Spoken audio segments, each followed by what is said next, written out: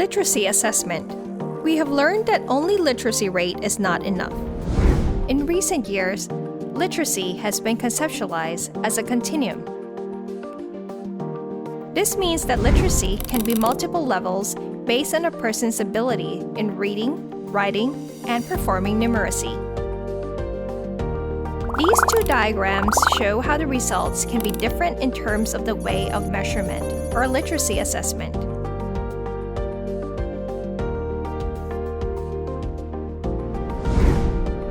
By conducting literacy assessment, we can get some significant information to enhance human resource development of the country. Let's look at the PIAAC results from OECD countries. It proposes the literacy rate in 5 levels. In Asia, only 22.5% of Japanese, 10.1% of Singaporean, and 8.1% of South Korean adults scored at level 4 and 5, which means that they are only able to interpret complex text and apply logical models of ideas. In Europe, 22.1% of adults in Finland scored at level 4 and 5, while only 10.6% of adults in Germany obtained the similar levels.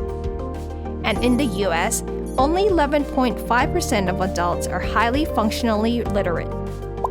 Let's look at the 2016 Education Watch Literacy Assessment done by CAMP, an NGO in Bangladesh. It measures the literacy rate with 4 levels. Therefore, from the diagram, we can get more diverse information about individual literacy level, which can be the stepping stone for Bangladesh government to achieve literacy goals. Now, let's take a look at the existing methodologies of literacy assessment. In this module, we will particularly look at 2 theoretically justified methodologies. They are the Literacy Assessment and Monitoring Program and the Program for International Assessment for Adult Competencies. Let's see the Literacy Assessment and Monitoring Program, or LAMP, first. LAMP was developed by UNESCO Institute for Statistics, or UIS, for low-middle-income countries to assess literacy. There are 3 domains of literacy assessment under LAMP. 1. Prose skills. Prose skills enable individuals to read continuous text organized in paragraphs. 2. Document skills. Document skills address reading comprehension of non-continuous text as tables, graphs, charts, and maps. 3. Numeracy skills. These skills enable individuals to perform short mathematical tasks. Also, the result is not just described as literate or illiterate, but one's literacy level is revealed with 5 different levels. Level 1. Person with very poor skills, for example, the person is unable to determine the correct amount of medicine. Level 2. Person who can deal only with material that is simple, clearly laid out, and manage everyday life demands. Level 3. Person who can manage everyday life and work in a complex society.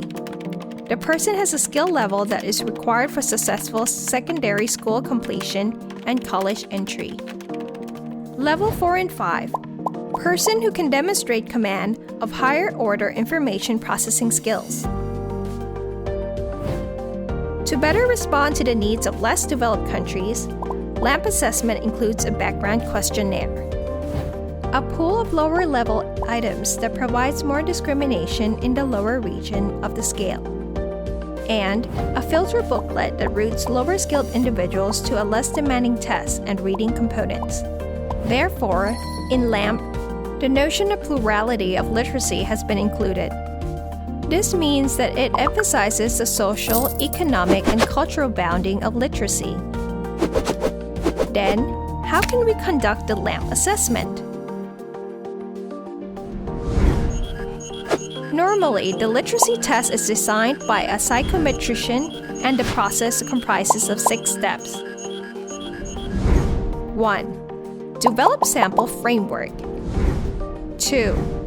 Localize and finalize the test items and the background questionnaire. This process also takes into account the social-economic conditions of households. 3. Provide training of enumerators or data collectors and supervisors with training guidebook and support. 4. Conduct surveys with the target population. 5. Conduct data entry and processing. And 6. Report and disseminate the results. In 2010 to 2011, the LAM assessment has been implemented in Jordan, Mongolia, Palestine, and Paraguay. At that time, the target was households with at least 2,250 adults included per test language. A set of instruments was delivered for a household assessment. It took 18 to 24 months in total for actual implementation. And ideally, it requires more than $250,000 in budget. Next, let's look at the second approach, the Program for International Assessment for Adult Competencies, also called PIAAC. Unlike LAMP, it was developed for OECD countries. It is designed to assess the proficiency of adults from age 15 onwards.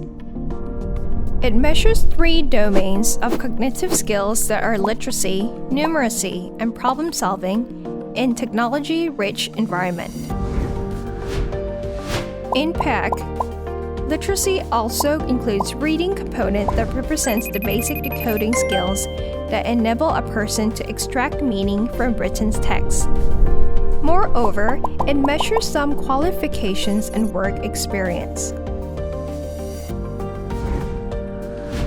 Similar to LAM, PIAAC also suggests 5 different levels of literacy ability. According to OECD, literacy is defined as the ability to understand, evaluate, use, and engage with written text to participate in society, achieve one's goals, and develop one's knowledge and potential. PIAAC has been conducted with some cycles, and each cycle lasts 5 years. The process will be more or less the same as LAMP.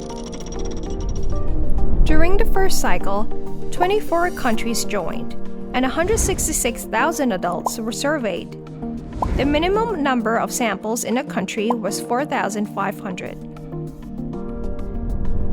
To collect the data, the test was delivered on a laptop computer, which allows for a large-scale assessment. There is also a paper version. Let us take a look at what kind of features LAMP and PIAAC share. First, they measure functional literacy, not just basic literacy. Second, literacy is not simply measured as literate or illiterate, but it is proposed into 5 developing levels. Countries can participate in existing literacy assessment methodologies such as LAMP or PIAAC, or they can develop their own literacy assessment system.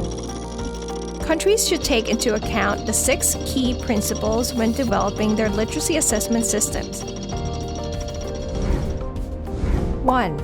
Fitness of purpose. 2. Clarity and consistency of purpose. 3. Objectivity and independence. 4. Transparency and accountability. 5. Technical rigor to ensure standards. 6. Ethicality and fairness.